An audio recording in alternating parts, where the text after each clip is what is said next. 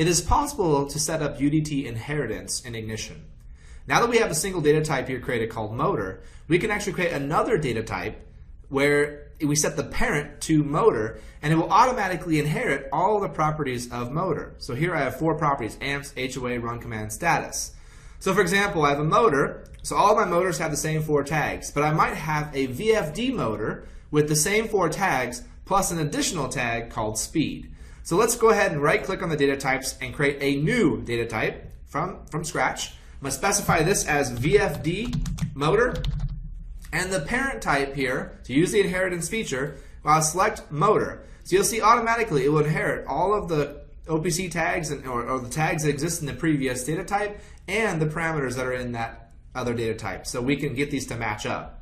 So once I have that, I can actually go and add additional tags that only this VFD motor has. I'm going to go ahead and create a new OPC tag. I'm going to call this one speed, let's say, and we'll make it an integer.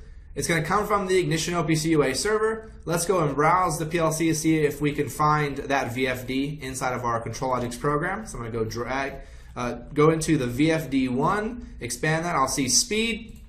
And here I'm going to do what I did earlier. I'm going to replace the 1 with an arrow down to the motor number and replace the CLX arrow down for the device name.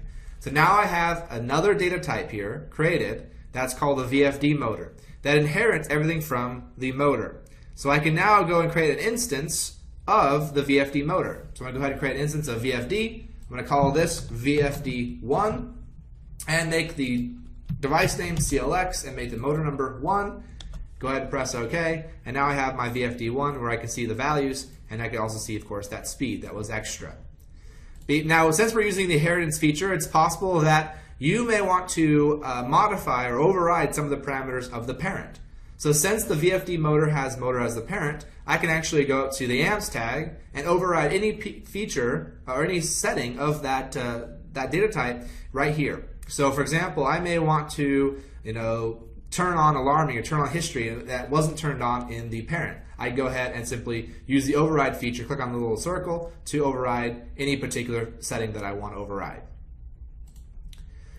Now, when we use these tags on screens, it is possible that I can link a motor data type on a window to either the motor tag or a VFD motor because they both have the same base class of motor.